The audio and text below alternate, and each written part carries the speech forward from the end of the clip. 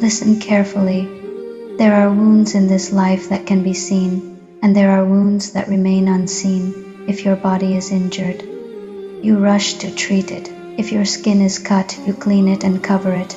If your bones are broken, doctors carefully set them back in place, and with medicine, with patience, with time, the pain slowly fades, the body heals. But I warn you, be careful when your heart is wounded. Be careful when your mind is injured, because not every wound bleeds, not every pain leaves a scar on the skin. Some wounds live quietly inside your chest. Some pain hides behind your smile. Some injuries are carried in your thoughts, replaying over and over again. You may think the mind cannot be wounded, but it can. A harsh word can wound it. A betrayal can damage it. A loss can shake it. A disappointment can break it in silence. And when you sit alone, when the world becomes quiet, when you stare at nothing, the memories return. One memory whispers, another screams. One reminds you of what you lost, another reminds you of who hurt you, and suddenly, you are not in the present anymore. You are reliving yesterday's pain. This is the wound of the mind, and the wound of the heart is even deeper in Islam. The heart is not just an organ that pumps blood. The heart is the center of your faith. The Prophet Muhammad, peace and blessings be upon him, told us that inside the body there is a piece of flesh. If it is sound, the whole body is sound. And if it is corrupted, the whole body is corrupted. That piece of flesh is the heart. When the heart is heavy, everything feels heavy. When the heart is dark, everything looks dark. A wounded heart can make you lose motivation. It can make you lose trust. It can even make you question your purpose.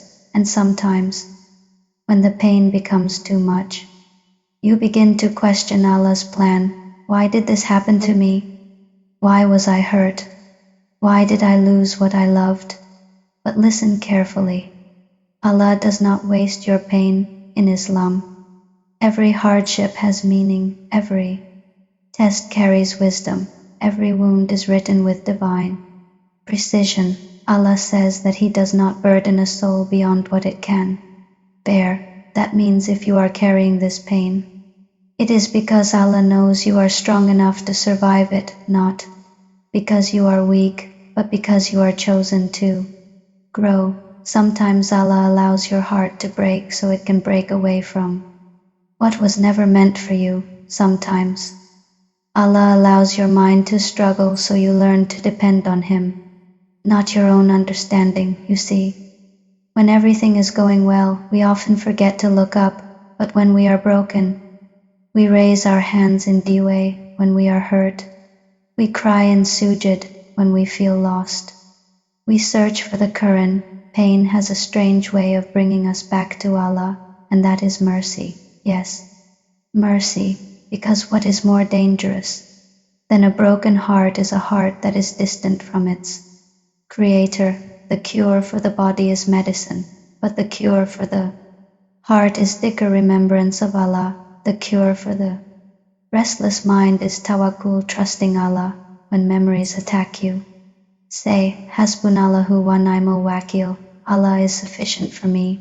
When sadness fills your chest, whisper, Ya Allah, you know what I cannot explain. When your thoughts overwhelm you, open the Quran, even if it is just one verse, because Allah's words are not ordinary words. They are light, they are healing. Allah describes the Quran as a healing for what is in the hearts, not just physical healing, emotional healing, spiritual healing. And remember something important. Healing does not mean you forget. Healing does not mean it never happened. Healing means you remember, but it no longer controls you. Healing means the memory exists, but it does not destroy your peace, and that takes time. Islam teaches us patience, sabr, but sabr does not mean you do not feel pain. Sabr means you feel the pain, but you refuse to lose faith. Sabr means you cry, but you still pray. Sabr means your heart is heavy, but your trust in Allah remains. Heavier, you are allowed to feel hurt, you are allowed to feel tired, you are allowed to feel overwhelmed.